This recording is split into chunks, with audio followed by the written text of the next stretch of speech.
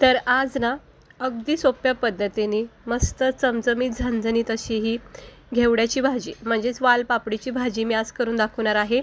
ही भाजी ना आमच्या घरची पद्धत दाखवते, म्हणजे नेहमी माझी आई अशा पद्धतीने करते। आता आईच्या हाताची चव आपल्या सगळ्यांनाच माहिती आहे, आपण कितीही काहीही केलं तरी आईच्या हाताची चव ही वेगळीच असते।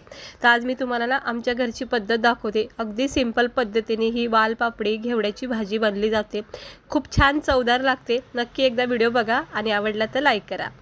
तर हे बघा, ह्या वालाच्या शेंगा ना मस्त स्वच्छ धुवून निवडून हे आईनेच निवडून दिल्यात, इकडे बघू शकता। मस्त अशी चवदार खमंग टेस्टी हिरव्यागार अशा ह्या वालाच्या शेंगा, हे दाणेसुद्धा ठेवले आहेत। हे सुद्धा खूप छान लागतं ना खायला, त्यामुळं ना हे दाणेसुद्धा याच्यामध्ये घ्यायचे। आता बारीक लहान जसे तुम्हाला आवडतील तशी याची कटिंग करून घ्यायची, म्हणजे अशी तोडून घ्यायची। आता आईने केलेलं आहे, थोड्याशा मोठ्या मोठ्या झाल्या त्याला जरा बारीक करते। तर चला बनवून घेऊया आपण याला झटकीपट भाजी। तर इकडे कांदा टमाटर बारीक चिरून घेतलं, काहीही झंझट नाही, अगदी सिंपल पद्धतीची भाजी आहे। आणि ह्या भाजीचं एकच साहित्य गरजेचं आहे, ते म्हणजे लसूण शेंगदाण्याचा कूट। हा लसूण शेंगदाण्याचा कूट मी एकदम करून ठेवलेला आहे, म्हणजे असे छोट्या छोट्या भाजीला ना 1-2 चमचे टाकले तरी भाजी खूप छान होते। लसूण शेंगदाण्याचा कूट करून ठेवलेला आहे, तो आपल्याला 1-2 चमचे लागणार आहे। हे वालपापडे असे निवडून घ्यायच्या आणि तोडून घ्यायच्या।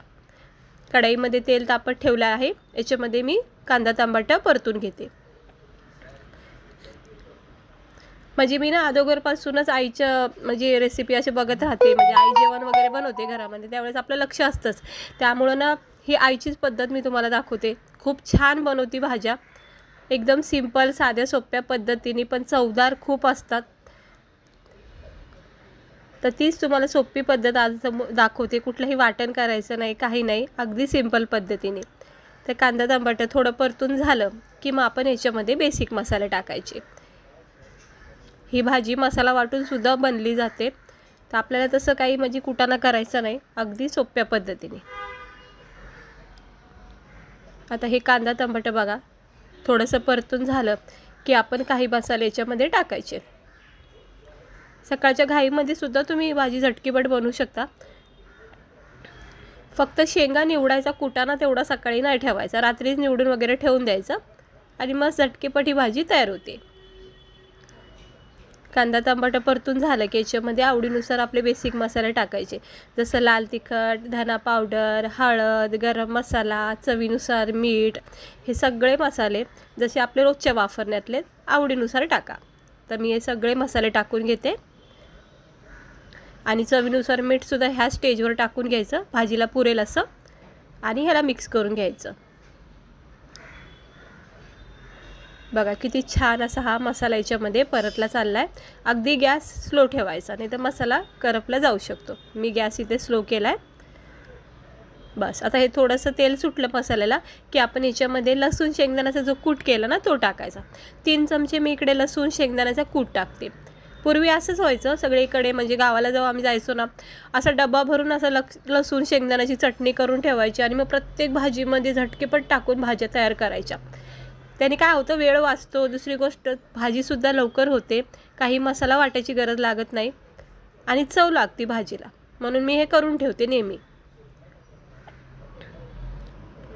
आता बघा लसूण शेंगदाण्याचा कूट टाकलाय तर कसं दाटसर झाले बघा ग्रेव्ही मस्त।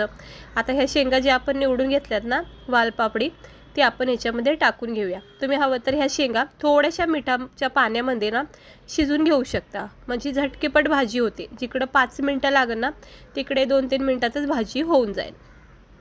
तर पण मी कच्ची वापरते, कारण कच्च्या भाजीमध्ये जे जीवनसत्व असतं ना ते थोडंसं शिजवल्याने थोडंसं कमी होतं, त्यामुळे ना मी इकडे कच्च्याच भाज्या वापरते। पण तरी घाई जर असेल तर मात्र शिजून घ्या भाजी ह्या शेंगा। आता हे सगळं मिक्स केले बघा मसाल्यामध्ये, छान कोटिंग झाली, एकजीव झालेले आहेत।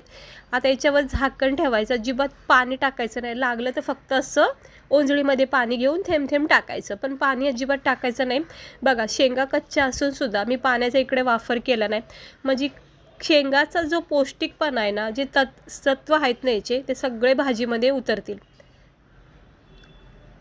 आता बघा मिक्स करून घेतलं आहे, याच्यावर झाकण ठेवते, फक्त असं चिमूटभर पाणी टाकलेलं आहे, शिंपडलेलं आहे। ही भाजी काय रस्सा भाजी बनवायची नाही आपल्याला. जर रस्सा भाजी करायची असेल तर मग पाणी टाका. आता झाकण ठेवते. गॅस अगदी स्लो ठेवायचा आणि ह्याला अशा वाफा द्यायच्या. 1-2 वाफेमध्येच ही भाजी तयार होते. तर पाहू शकता मसाल्याला तेल सुटत चाललेलं आहे आणि शेंगा आपल्या ह्या नरम सॉफ्ट वाफेवर होत चालल्या आहेत. हे बघा, मस्त चवदार खमंग टेस्टी अशा ह्या घेवड्याच्या शेंगा आणि लसूण शेंगदाण्याची इतकी छान चव येते ना या भाजीमध्ये, अप्रतिम लागते. झाकण ठेवायचं, बस एवढीच प्रोसेस आहे या भाजीची. फक्त वाफेवर याला शिजून घ्यायचं आणि जास्त काही गाळ पण करू नका शेंगा. मी नेहमीच सांगते की कुठलीही भाजी असो, फळभाजी असो किंवा पालेभाजी असो, जास्त गाळ नाही करायच्या. हे बघा, झाले आहे नरम सॉफ्ट शेंग. आता मी इकडे गॅस बंद करते आणि परफेक्ट आपली ही भाजी तयार झालेली आहे. गॅस बंद करून घेते आणि ही बघा आपली भाजी झालेली आहे तयार खाण्यासाठी. गरमागरम थंडीच्या वातावरणामध्ये अशी चवदार टेस्टी झणझणीत भाजी खायला भेटली तर मग आपल्याला तर बस जेवणाची मजाच येते. हे बघा मस्त झाले का नाही, किती सुंदर दिसते बघा आपली ही वालपापडी म्हणजे घेवड्याची भाजी. सिंपल सोप्या पद्धतीने दाखवलेले आहे. हे बघा, शेंगा परफेक्ट अशा शिजल्या गेल्यात ना, जास्त गाळ केलेल्या आहेत ना, जास्त कच्च्या आहेत, एकदम व्यवस्थित झालेल्या आहेत. अजिबात रस्सा वगैरे केला नाही, सुक्की भाजी केलेली आहे आणि छान झाली. गरमागरम प्लेटमध्ये आपण याला सर्व करूया. तर ही आपली घेवड्याची भाजी बघा, पाहता क्षणी किती छान दिसते, भूक लागते, खायचं मन होतंय.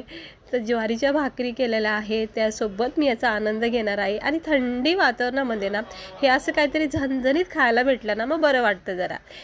तर मस्त झालेल्या आहे शेंगा, खूप छान चव आहेत कारण आपण लसूण शेंगदाणा त्याच्यामध्ये कूट वापरलेला आहे. झटकीपट होणारी भाजी, काहीही तामझाम नाही, कुटाणा नाही, एकदम सोप्या पद्धतीने आमच्या घरची पद्धत तुम्हाला दाखवलेली आहे. सिंपल पद्धत आहे, नक्की करून बघा, खूप भाजी छान लागेल. आणि सेम प्रोसेसमध्ये तुम्ही छोट्या छोट्या भाज्या सगळ्या अशा करू शकता. टिफिनला सुद्धा तुम्ही ही कमी वेळामध्ये भाजी बनवू शकता. फक्त लसूण शेंगदाण्याचा कूट मात्र करून ठेवा, म्हणजे अशा छोट्या छोट्या भाज्या झटकीपट होतात. तर मस्त झाली चवदार अशी छानपैकी झणझणीत भाजी. आता मी घेणार आहे खाऊन. तुम्ही पण या सगळे खायला. व्हिडिओ आवडला असेल तर लाईक करा. अशा छान छान मस्त मस्त सिंपल रेसिपी बघण्यासाठी चॅनेलला सबस्क्रायबर करा आणि आजचा हा व्हिडिओ आवडला असेल तर लाईक करा. चला, भेटते मी तुम्हाला पुढच्या व्हिडिओमध्ये एका अशा छानशा रेसिपीसोबत. स्वस्त रहा, मस्त रहा आणि काळजी घ्या.